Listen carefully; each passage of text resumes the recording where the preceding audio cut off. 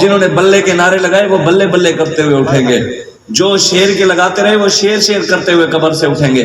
اور جو جنہوں نے تیر کے لگائے وہ تیر تیر کرتے اٹھیں گے۔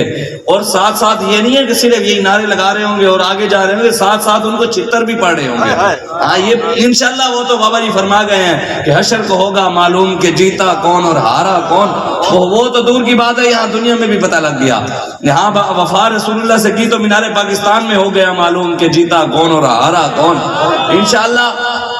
باقی رہا جو لوگوں کو پریشانی ہے کہ جناب مولویوں کا سیاست سے کام نہیں ہے، یہ سیاسی بات نہیں کرنی چاہیے، دیکھیں جی دین میں سیاست نہیں ہے، اب یہ بھی میدان عمل میں آ گئے ہیں، دیکھو جی یہ اپنی ذات کے لیے نکلتے ہیں، دیکھیں جی یہ مقدمات کے لیے نکلے ہیں، ان کے سیاسی مقاصد ہیں، یہ ہے فلاں ہے۔ میں نے کہا جناب پہلی تو بات ہے ہم تو کبھی اپنی ذات کے لیے نکلے ہی نہیں، یہ تو خود پی ٹی آئی کے وزیر نے کہا کہ یہ اپنے موقف سے 1% بھی پیچھے نہیں ہٹے، فرانس کے معاملے میں بھی یہ پیچھے نہیں ہٹے کہ اسی پر ڈٹے ہوئے، پہلی بات ہے ہی اسی پر،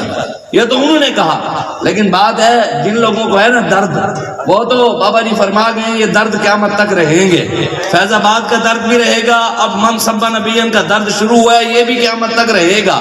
یہ درد اب من سبا نبیًا فاقتلوہ کہتے حدیث نہیں ہے، میں نے کہا قرآن میں جو اللہ تعالیٰ قرآن میں یا ایھا النبی حرض المؤمنین علی القتال، فرمایا میرے حبیب اٹھیے مومنین کو بھی تیار کریے قتال کی طرف، لڑائی کی طرف، کافروں کی گردنیں اتارنے کی طرف مومنین کو تیار کرے۔ تو اس کے بارے میں کیا کہو گے؟ عتل بعد ذلک زنیم، اللہ نے قرآن میں کہا میرے حبیب گستاخ رسول جو آپ کا گستاخ ہے وہ حرام زادہ ہے، اس کا باپ ایک ہی نہیں ہے، اس کی ماں ایک ہی نہیں ہے، قرآن میں رب کہہ رہا ہے سنسم علی الخرطوم، اللہ فرماتا ہے میرے حبیب جو آپ کا گستاخ ہے سور کے منہ والا ہے۔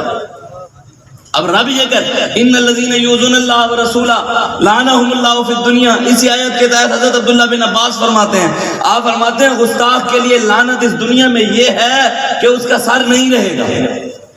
اس کا سر اتار دیا جائے گا۔ اس لیے یا تو قرآن پڑھو، نہیں پڑھا تو قرآن تو قتال کے بارے میں، جہاد کے بارے میں 450 آیات سے زیادہ جہاد کی آیات ہیں قرآن میں۔